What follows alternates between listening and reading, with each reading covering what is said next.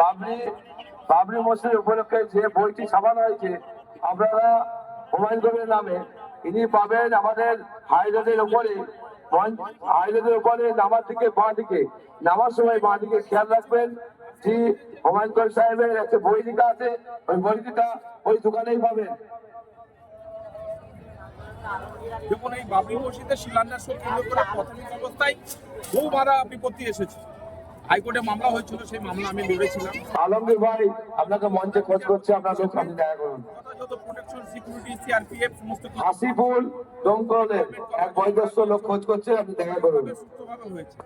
আগামী দিনে এই একটা বিরোধ প্রজেক্ট বাবরি মসজিদ শুধু আপনাদের এই মুর্শিদাবাদ জেলা নয়, পশ্চিমবঙ্গ তথা সারা ভারতবর্ষ, পৃথিবী জুড়ে একটা আবেগ, এবং এই মসজিদের দিকে সকলেই তাকিয়ে রয়েছে।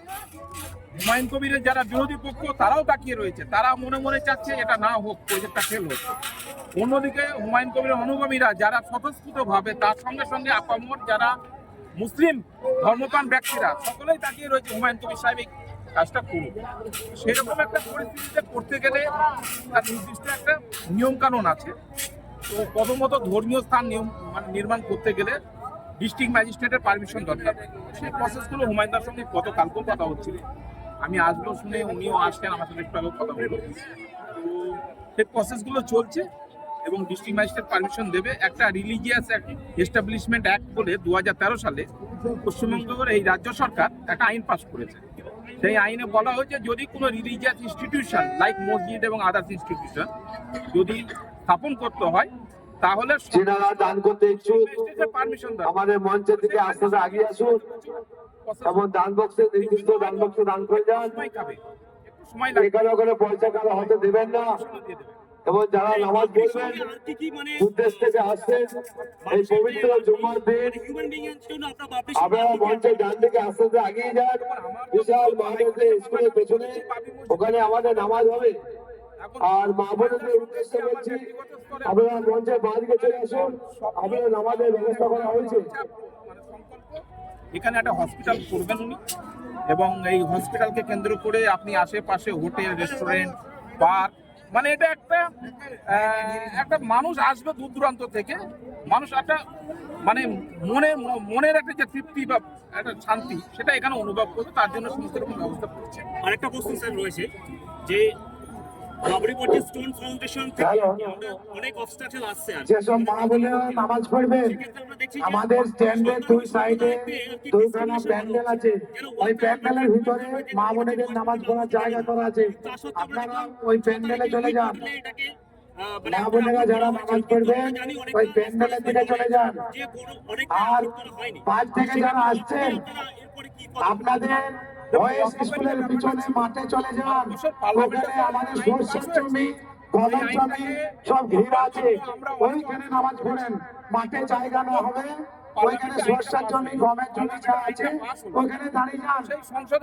আমাদের ঘিরে আছে অনেক দূর পর্যন্ত, সরষের জমি, গমের জমি যেসব আছে আপনারা ওখানে দাঁড়িয়ে যান।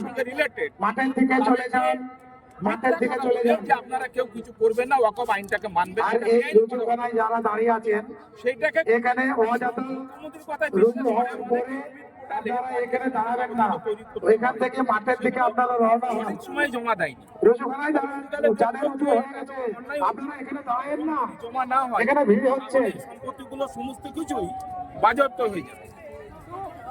মুখ্যমন্ত্রী সেটা মানে 4 দিন 5 দিন আগে এটা বলে। আর আমাদের ওই 2 নম্বর গেটে ওখানেও টিউবওয়েল আছে, আমাদের 4-5খানা ওখানে টিউবওয়েল বসানো আছে, ওখানে চলে যান।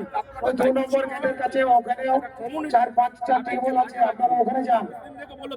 অনেক বন্দার আছে, এখানে ভিড় না করে ওই পাকিস্তান দাঁড়িয়ে এখানে আমাদের উঁচু করার জায়গা আছে।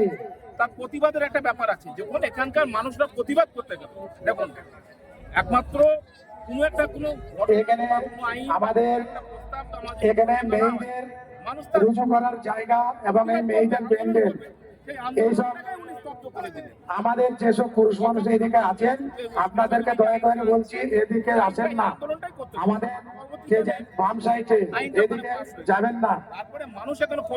আমাদের ওখানে মা বোনেদের কিছু রুজু করার জায়গা আছে, ওদিকে কেউ যাবেন না।